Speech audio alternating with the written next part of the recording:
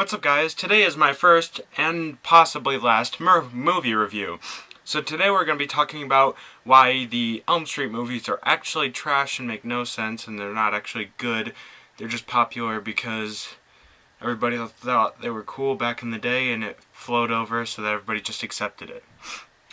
Alright, so let me get my notes here on why it's not a good movie. Number one, it's supposed to be a scary movie. It's not very scary, okay?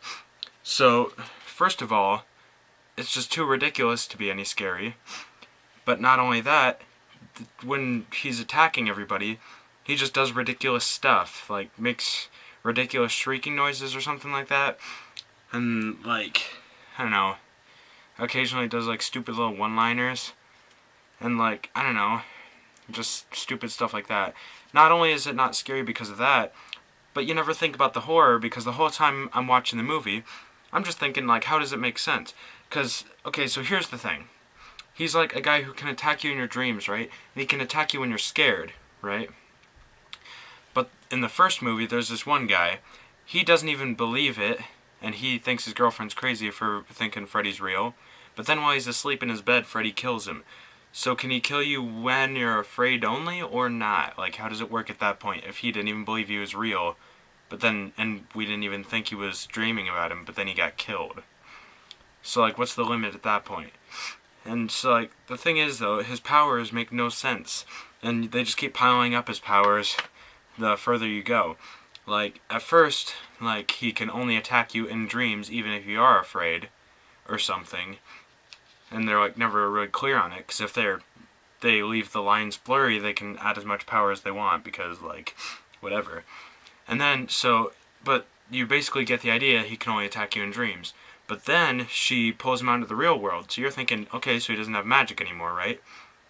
But then he, like, goes into a room and, like, makes her mom disappear out of nowhere.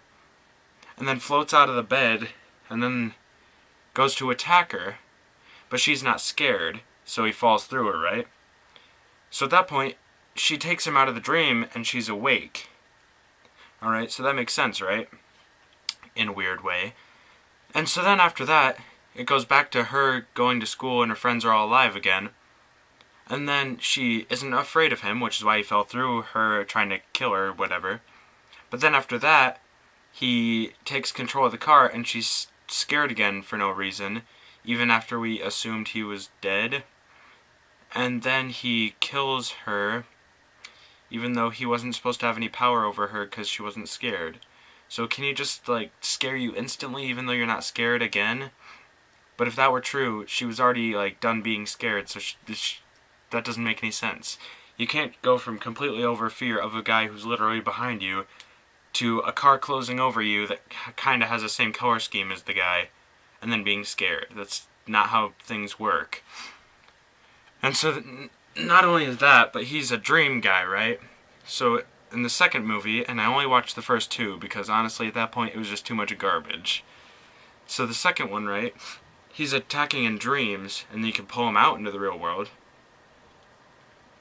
And, like, so that kid, in the second movie, he's just constantly, I don't know, becoming him in the real world, and it's like the one guy's attacking him, but then he wakes up and has the glove on and whatever. So, okay, so a point you get to a point where you accept that, like, sure, he's just sleeping and then he's dreaming about whether or not it was him, but it's actually him doing stuff in his sleep, whatever. But then, eventually, you think it's him doing it in his sleep and Freddy's not actually there, he's just in his head. But then later, Freddy frickin' climbs out of his arm and whatever, and is actually in the real world by climbing out of him. So then what the heck? At that point, what in the world is going on? What's his powers? What can he actually do? They're just throwing extra crap on. And not only that, you never know at that point, because in the first movie, the one person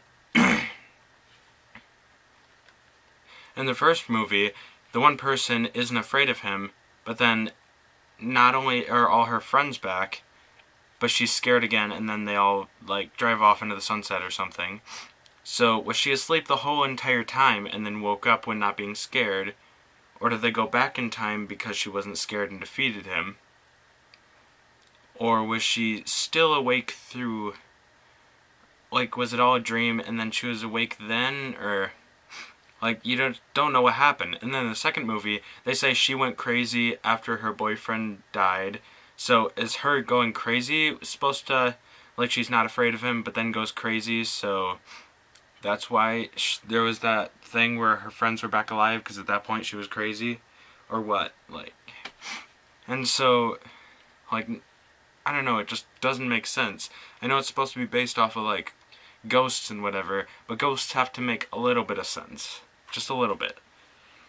And, I don't know, you can only base so much stuff off weird stuff, because sometimes if you have weird stuff, okay, but then you bend the rules of your weird stuff rules, then it doesn't make any sense. And you can't have it both ways. He either has powers in the dream world only, can do both, but he can't do both and have people say occasionally he can only be in the dream world, because then that's what they say is his powers, but then he can overstep at any time, so there's no real safe zone. And, like, you could say he can't hurt you if you're afraid, so, but the guy in the movie, he's not afraid and he gets killed in his sleep, so how does that make sense? I mean, there's just so many boundaries being crossed over constantly, consistently, and there's nothing to do about it. And, like, in the second movie, he is, like, he climbs out of the kid's body, right? And then, but then, his body's back there. But then later, he goes into the factory and gets burned, and the kid's body is still inside him, even though he just climbed out of the kid. Which makes no sense, obviously. I don't know, maybe I don't know. And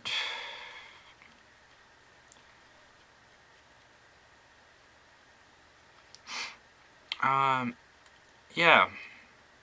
So basically, the Freddy movies are trash, and I wouldn't suggest them.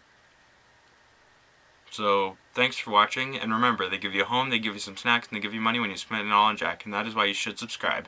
And comment down below if you want another movie review, or TV show review, or anything review, really.